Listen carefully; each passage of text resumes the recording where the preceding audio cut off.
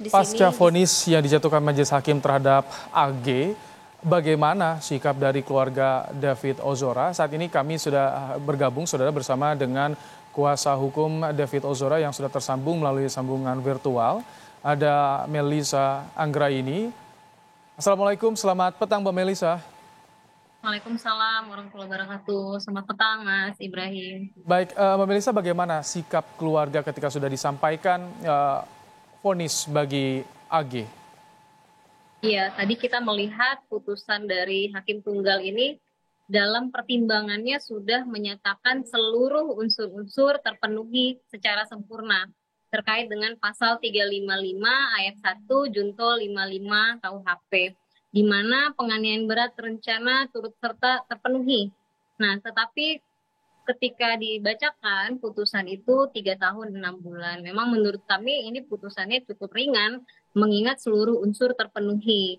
Ternyata hakim menyampaikan ada unsur yang meringankan. Tentu dari keluarga tidak sesuai dengan ekspektasi kami yang berharap kepada anak pelaku di mana perbuatannya dia secara tindak pidana sudah terpenuhi perbuatan jahatnya yang mengakibatkan anak korban sampai hari ini masih dirawat 50 hari di rumah sakit. Jadi kami berharap kepada jaksa penuntut umum tetap melakukan upaya hukum banding terhadap pelaku anak ini sehingga bisa dimaksimalkan terkait dengan uh, putusan terkait dengan pidana anak. Ya, karena ada sempat kekecewaan ketika tuntutan di pekan lalu ya, ayah Ya, David menyinggung soal memintanya 6 tahun setengah dari ya. hukuman orang dewasa. Jadi selain tadi berharap pada jaksa, apalagi upaya yang bisa dilakukan oleh kuasa hukum dan juga keluarga soal vonis yang dijatuhkan terhadap AG ini, Mbak Melisa? Ya, tentunya karena kita direpresentasikan oleh jaksa penuntut umum, tentu kita hanya bisa mendorong kepada jaksa untuk melakukan banding. Menurut kami dalam pasal 81 Undang-Undang Sistem Peradilan Anak itu kan sudah mengakomodir terkait dia anak yang masih usia anak, ya, di mana masa depannya masih panjang, prinsip hukuman terhadap pelaku anak ini adalah segala macam yang diatur dalam rumusan Undang-Undang Sistem Peradilan Pidana Anak sehingga sudah dikurangi setengah dari hukuman pidana dewasa. Jadi kami berharap 6 tahun itu sudah merasionalisasikan apa yang harusnya diterima oleh pelaku anak. Nah, tetapi kami tetap mengapresiasi pertimbangan yang disampaikan oleh hakim tadi itu sudah sempurna terkait dengan perbuatannya.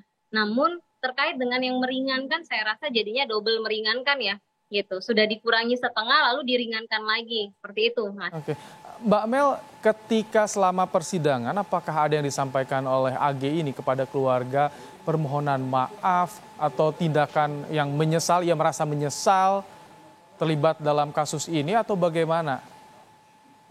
Yang disampaikan oleh anak AG tentu ada permohonan maaf, penyesalan. Namun dalam proses pemeriksaan di persidangan itu juga disampaikan oleh hakim tunggal tadi dalam pertimbangannya bahwa banyak sekali kebohongan dari anak AG, terutama terkait pelecehan dan lain sebagainya itu yang difitnah kepada anak korban itu kan terlihat itu bukan perwujudan dari kata maaf seperti itu. Sehingga kami tidak melihat kalau dia benar-benar melakukan permohonan maaf dia akan memberikan keterangan yang sebenar-benarnya. Tetapi kami melihat dan sudah disampaikan dalam pertimbangan majelis tidak dilakukan kebenaran-kebenaran itu. Baik, jadi Anda dan juga tentu keluarga David melihat permohonan maaf yang disampaikan AG ini tidak tulus atau seperti apa, Mbak Melisa?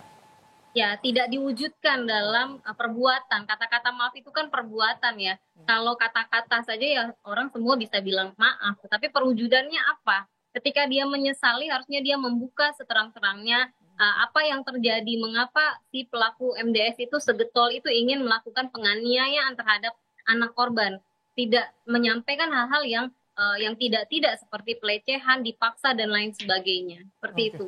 Kalau tadi Anda masih menunggu ya, kalau jaksa menunggu untuk banding atau tidak, bagaimana dengan kuasa hukum AG? Apakah mengajukan banding di jalannya sidang tadi, Mbak Melisa? Karena kan kita juga terbatas ya aksesnya di sana.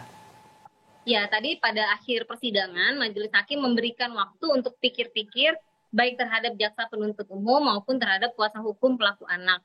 Nah, dalam waktu ini akan ditentukan kemudian apakah akan dilakukan banding. Nanti kita juga akan berkomunikasi dengan jaksa penuntut umum untuk meminta terkait banding ini. Baik, Mbak Melisa juga yang jadi pertanyaan kondisi David saat ini seperti apa sih di tengah sidang AG, sidang vonis AG, kondisi David seperti apa, keluarga seperti apa saat ini?